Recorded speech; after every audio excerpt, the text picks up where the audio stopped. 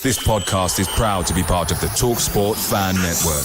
TalkSport. Powered by fans.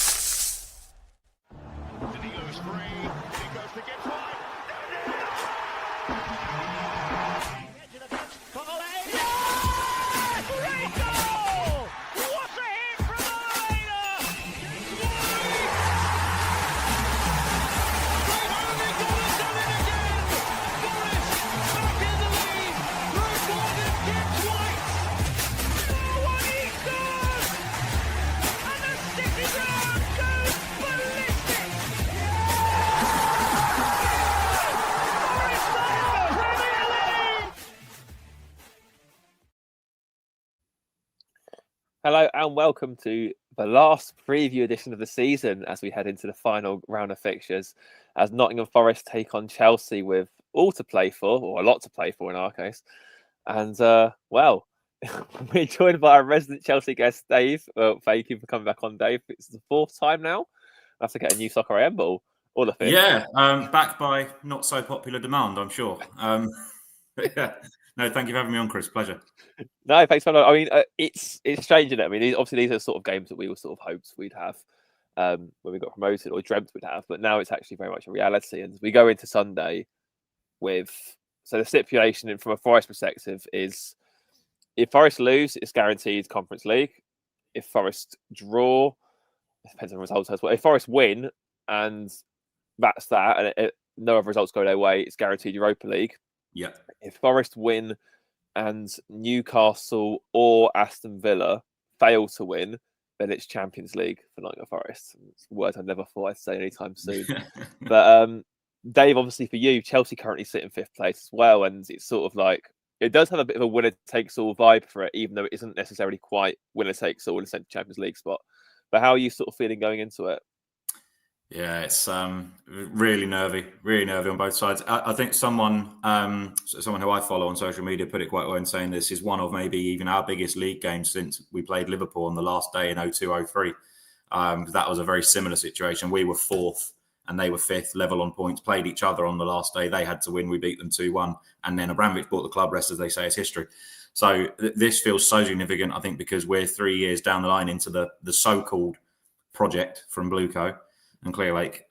So if they were to miss out a third year in a row, I think it would be absolutely disastrous, to be honest. And it's a real shame that we come into this really, in a way, directly against you guys, because I actually like Forest. So it's like it's a real shame. It's obviously much easier to dislike Liverpool for me. So it's also very difficult. I mean, sadly, because Graham Potter is still Graham Potter, you guys beat West Ham. So now it means a lot more to you as well. If you'd lost that game, I think would it have been a dead game for you? I think pretty much. There still would have been a chance, but it wouldn't have been. Actually, no, I'm not even entirely sure. To be honest, we'd have been on. I think we were on 62. I think so. We would have been, we'd have been completely out of it. Yeah, I think if you'd drawn, it would have been all but over, and then if you'd lost, it would have been completely over. Yeah, it is strange though, because I mean, it feels for us like. I don't know how it's kind of gone this way. I think since the Leicester game, which we drew, obviously there was a just general mood of resignation and like, that's it, we've blown it. And then obviously all the anger, frustration and whatever else came pouring out then. Then obviously we beat West Ham. And now it's a sort of like, well, Forest haven't really got anything to lose here, have they? Because I mean, if they do lose the match, fine, they've still got European football. If they go and win the match, it's the prizes are all there to grab. So it does. Do you think there's a bit more pressure on Chelsea going into this one, especially for European final a few days after, and obviously, like you mentioned, of the Blueco money that hasn't necessarily yielded much yet? Yeah, massively. I think because even if we draw, like we're in a pretty difficult position. I think if we draw, then we're relying on Villa not winning or Newcastle not winning, and it's hard to see that happening. Villa are going to play against a Man United side who just can't wait for the season to end. Newcastle are at home to Everton. We played Everton at home a couple of weeks ago and they seemed pretty on the beach as well, to be honest. So the one which really got to me, and I think it maybe got to you as well, was when Villa won at Bournemouth a couple of weeks ago, because that was the one we were probably relying on dropping a couple of points, and then that didn't happen. Obviously, we lost to Newcastle as well. What really worries me a lot more is that I do not believe that Enzo Maresca has the experience or B, the tactical flexibility to go to a place like Nottingham Forest. And it's going to be pretty loud and raucous, I imagine, on Sunday. And I imagine you'll be one of them there on Sunday as well. And we're going to have to deal with that, which we didn't deal with at Newcastle in the first 10 minutes. And also, Nuno, I believe, is tactically a far better manager than Maresca, particularly when it comes to getting results against good teams, because he's shown that he knows how to do that, particularly at the City Ground. It all adds to the pressure, I think, because you're also dealing with the fact Forest need the win as well. I mean, even if it was a nothing game for you guys, I'd still be a little bit worried. But the fact that you actually need the win, not even that you need a draw, you basically need to win to stand a chance. It's just one of those. I think we're desperately going to need to get a control of the game in the first 10, 15 minutes. We cannot go 1-0 down, because I know what will happen to us. I know that we'll mentally disintegrate, and you could see someone getting sent off like Jackson did at Newcastle. So, yeah, I don't know if you'd agree. I feel for us, it's kind of like it's a must-have. I think maybe for you guys, it's a bonus. It's it's a bit of a nice-to-have thing. And I don't mean that in any sort of way. I just think that probably just comes with the expectations regarding where we've been in recent years as clubs, and the fact that obviously you've probably surpassed expectations this season anyway, as being in the top 7, top 6. So I think we're coming at it from very different angles, aren't we?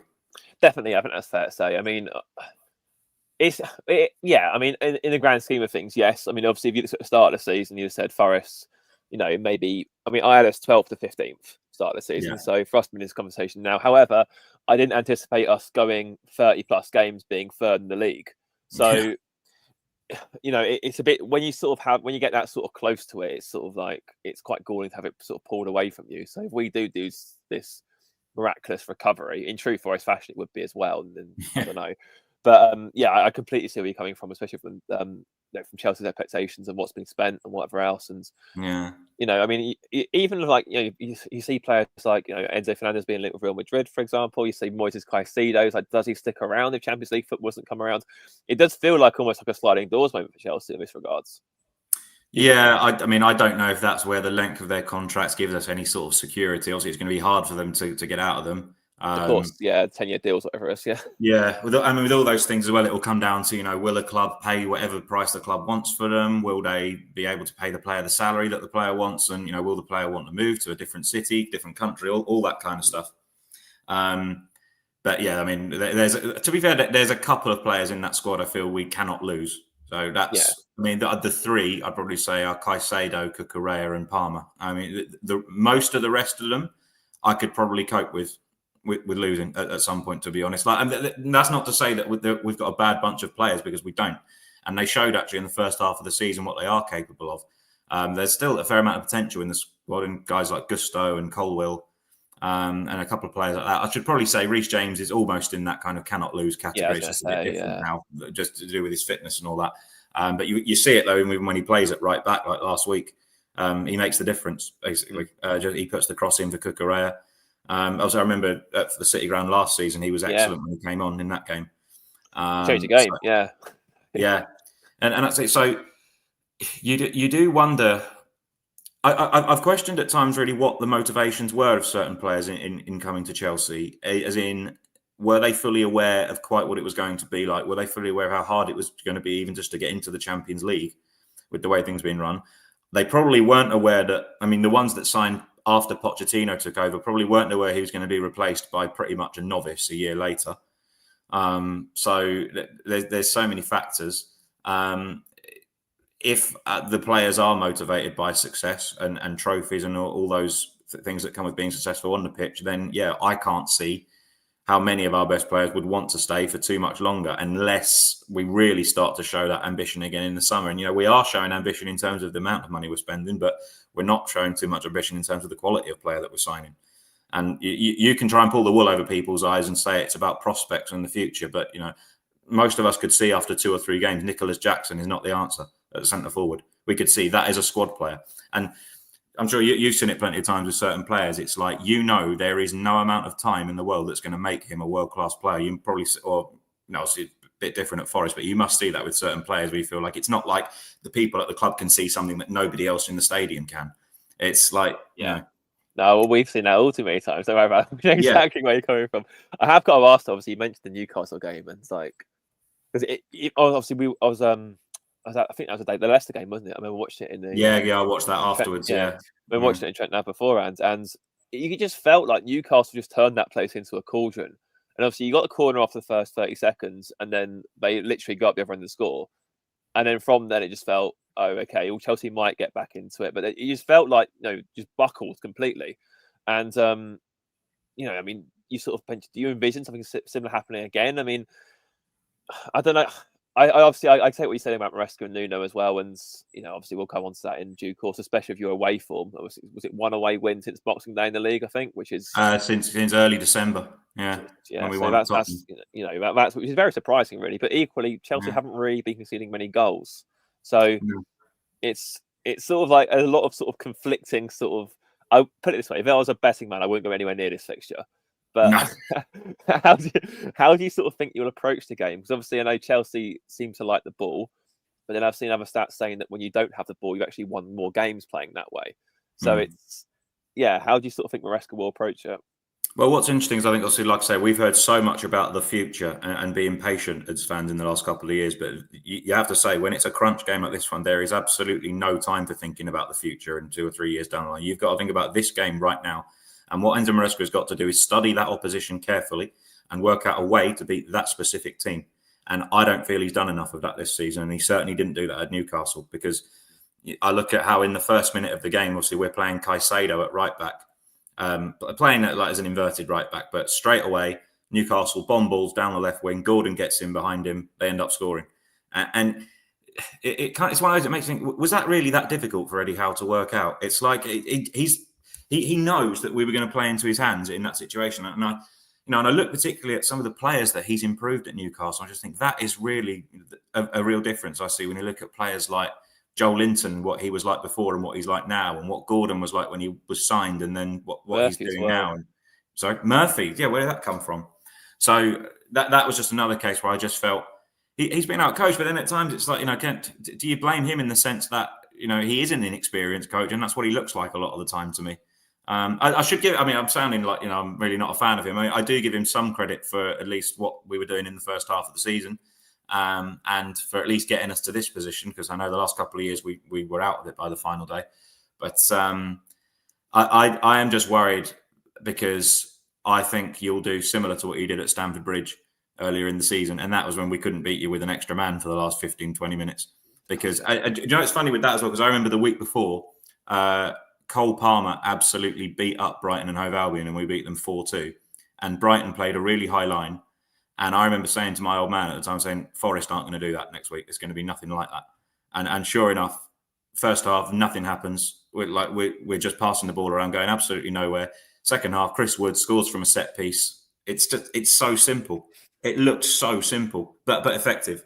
And we got the equaliser. Ward-Prowse got sent off. Matt Selsby had a very good second half that day. Yeah, so did Sanchez. To be fair, I remember that sequence, wasn't it, where Nkunku had Jota, I think, had that forced that save. Chelsea went up, and then Nkunku forced that save from Sales. It was like no one really knew which way the game was going to go at that point. And he made that Sanchez made that save right at the end as well to sort of deny it being 2-1 at the 101st minute or something silly. Yeah, that was a crazy end to that game. But you are right. Forest aren't gonna. And I think the thing is as well with Nuno, what I will give him credit for is that he will do that at home as well. He won't care. It's all about winning the game, and that's how it should be really at this level, especially with what's at stake. It'll be about how can he best put the team in. Although, interestingly, this is where I think team selection could be quite varied, because at West Ham last week, obviously, I saw he's Potter, your best mate, started. I thought it was a 7 initially, but Julian Laurent was pretty adamant it was 9 defensive players out of the 11. So that says to me the tactic there is give Forest the ball. They won't break us down. It'll be like the Palace, the Brentford, the Everton games they've had recently, and even Leicester to an extent, where they've had the ball and not done much with it, and we'll hit them and score.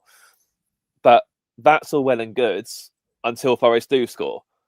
And then what? Then your game plan's gone.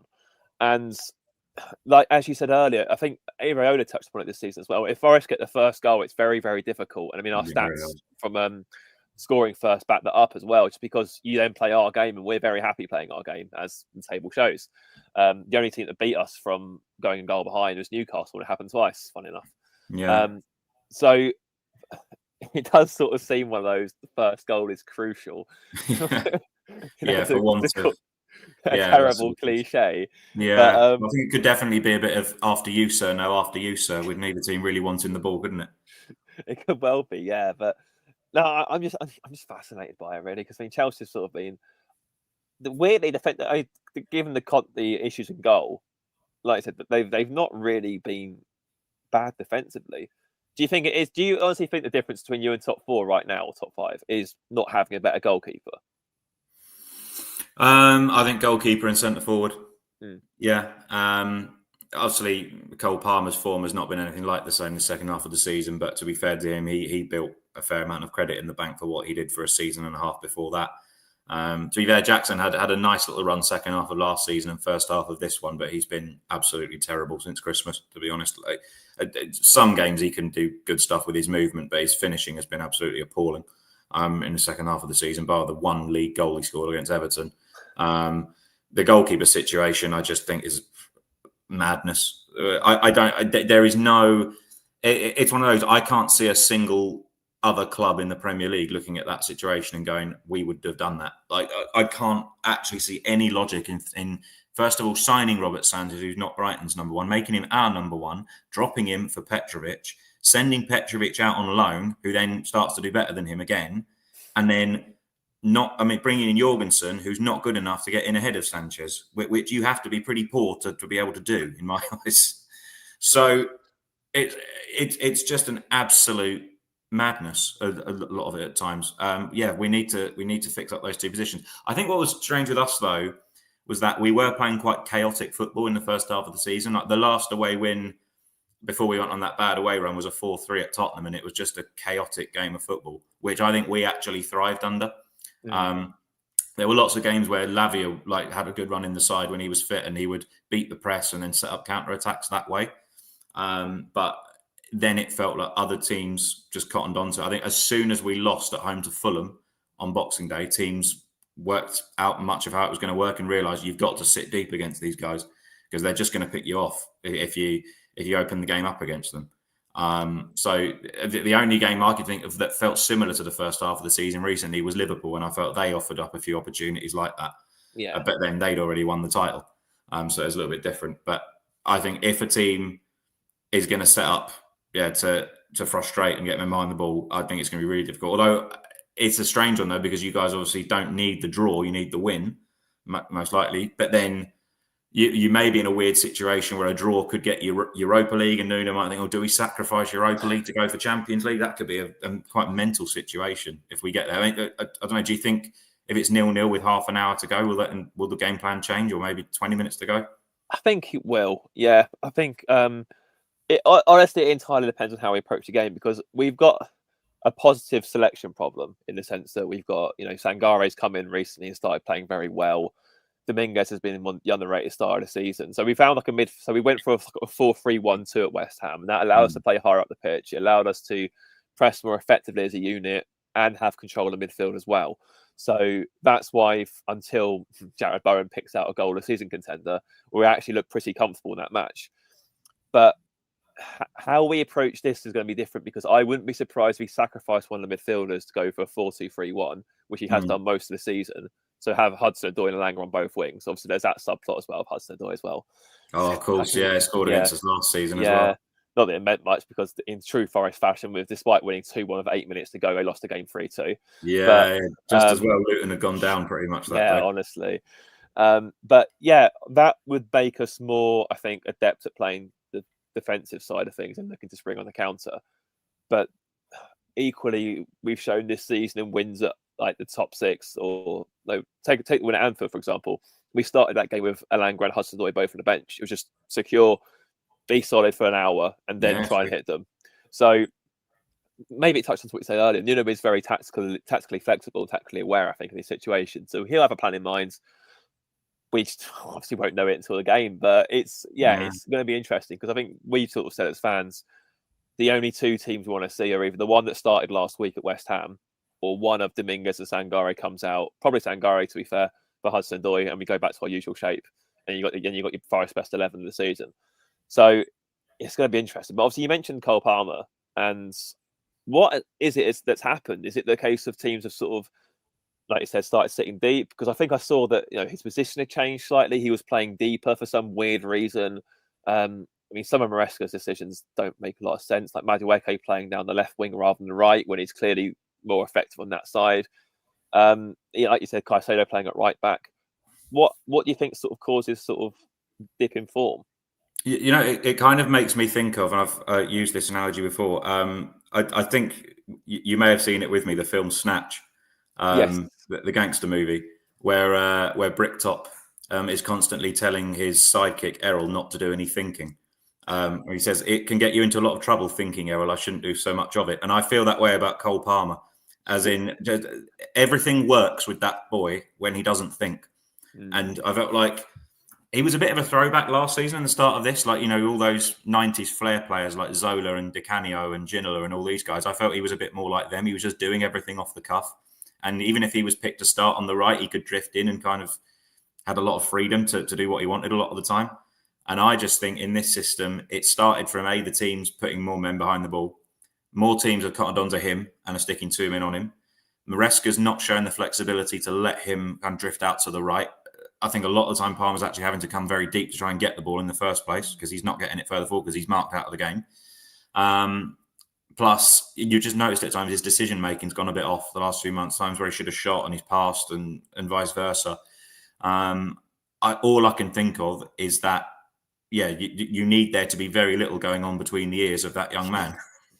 in the nice possible way. But then, I mean, look, I don't want to do him a disservice because on the football pitch, he sees things that other players don't see. He does things that you as a fan could not foresee happening in the next few seconds after he gets the ball. So it's one of those. I just think personally, I'd like him to not go to the Club World Cup and just have a summer off. I don't know if he'll be able to do that because of the money involved. So there's going to be a bit more pressure on us to do well in it. But I think personally, I'd let him just have a little bit of time away because he's been one of those. I mean, to be fair, he's not played too many cup games this season, but he's been pretty undroppable in the league and he's not had injuries either. So I just think he probably needs a bit of a break. He had the Euros last summer and then let's just see what he can do again next season and try and kick on again.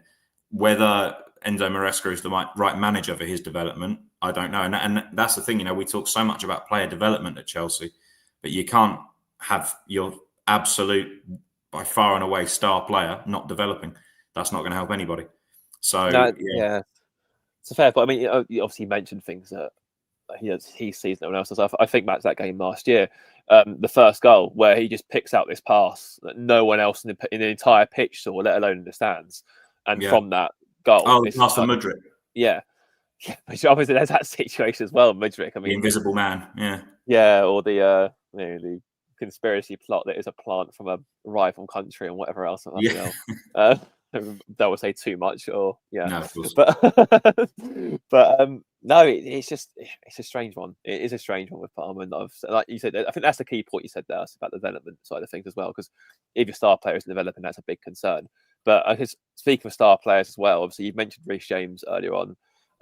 His fitness, as we know, has been sceptical, unfortunately, because I fully believe that a fully fit Reece James that can give you 30 plus league games a season is probably not only first choice for England right back, but Chelsea probably won a lot more in that time as well because he is that good. Do you think Maresca will? I must admit, this is one of those times where I felt a little bit bad for Chelsea because obviously Betis got the game 2 days before. So they've got 2 days extra rest because obviously their games are dead rubber. I know you can't predict this at the start of the season, but I have found the scheduling of the finals a little bit weird.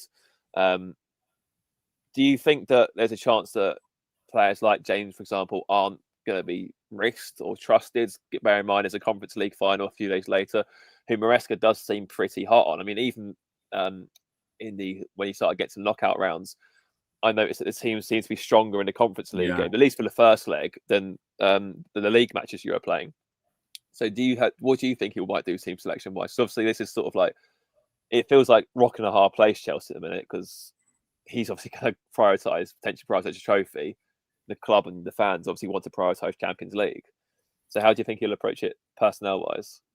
If he does not play our absolute strongest team on Sunday, then you do not need any more confirmation that this ownership is not right for the club. It's beyond all proof if they don't prioritise a game to get Champions League football at this point, because it's so important, not just in terms of the revenue, but the players that we can sign on the back of that as well, and everything else can go from there. Obviously, touched on the example of what happened in that last game in 2003, albeit we did then get bought by Roman Abramovich, which changed things exponentially.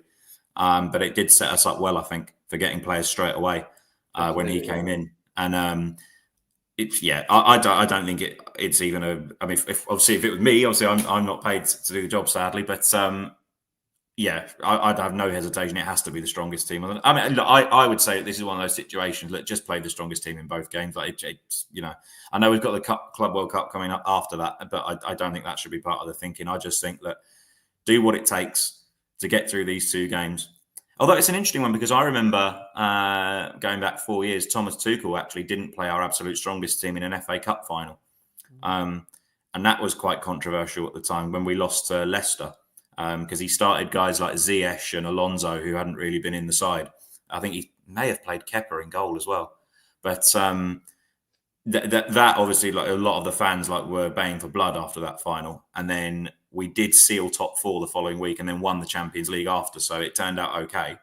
But even in that context, it's like that shows you under the previous ownership, even an FA Cup final could be sacrificed to try and get Champions League. So yeah, I can't see any situation where you leave somebody out with being rested for both games. Look, there's no meaningful games after that as far as I'm concerned. So look, just play your strongest team in both games, try and get both over the line. That's how I'd see it.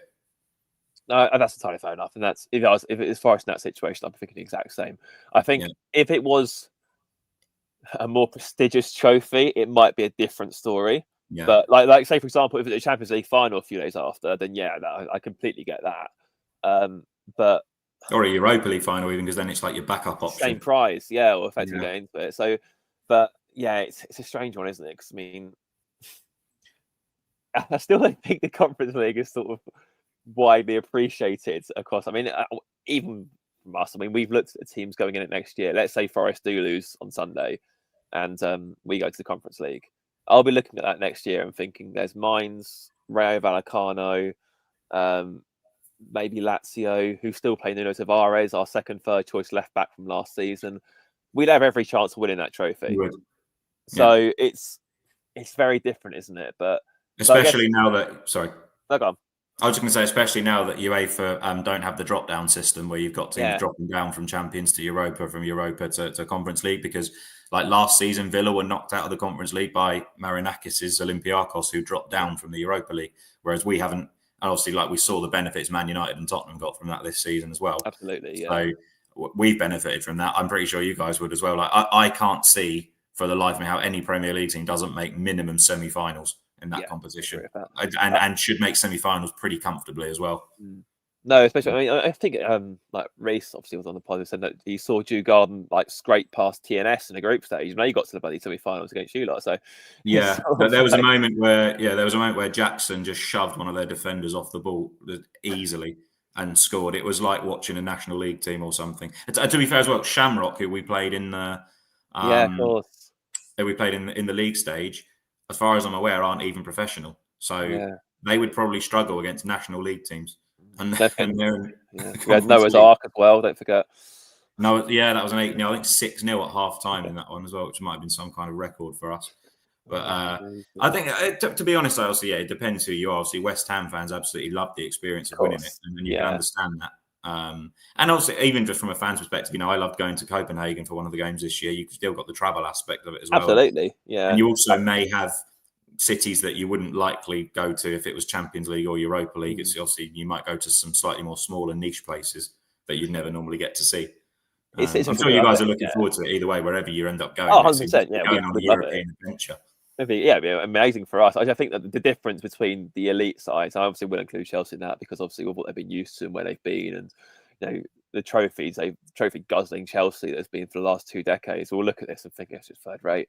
But it is interesting that Maresca's taking it so seriously, and I do sort of question how we would approach it. But yeah, I mean, what are your sort of, obviously you said looking elsewhere that, you're not sort of confident about Villa or Newcastle. I suppose for Chelsea, the situation is very straightforward. It's winning, you're in.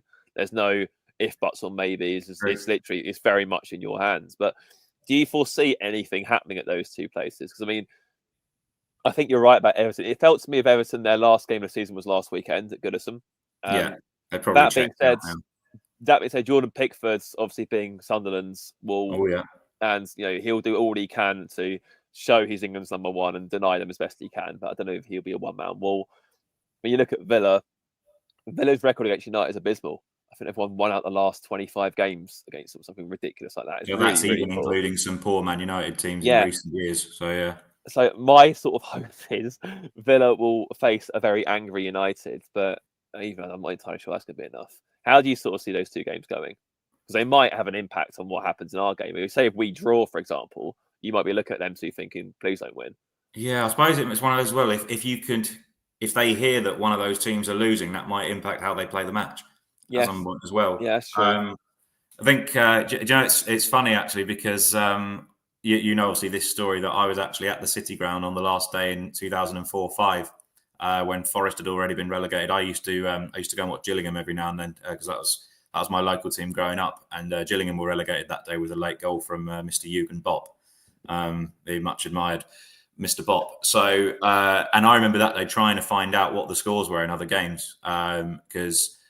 Obviously, we're going back away now, but you may remember Crewe absolutely nosedived that season after they sold Dean Ashton, and they stayed up on the last day. They hadn't won in months, but they won on that last day. I think Brighton, funnily enough, as well, were bottom end Championship at the time, so they were fighting to stay up. But the point was like how difficult it was to know what was going on in the other games because it was pre-smartphones and you'd had like transistor radios and all that sort of stuff. Whereas now, I mean, I'll be amazed if the players aren't fully aware and the manager... Well, surely the benches have got to be fully aware at all times, surely. Because, it's their job to know, really, at this point. So I'm absolutely certain that they'll know.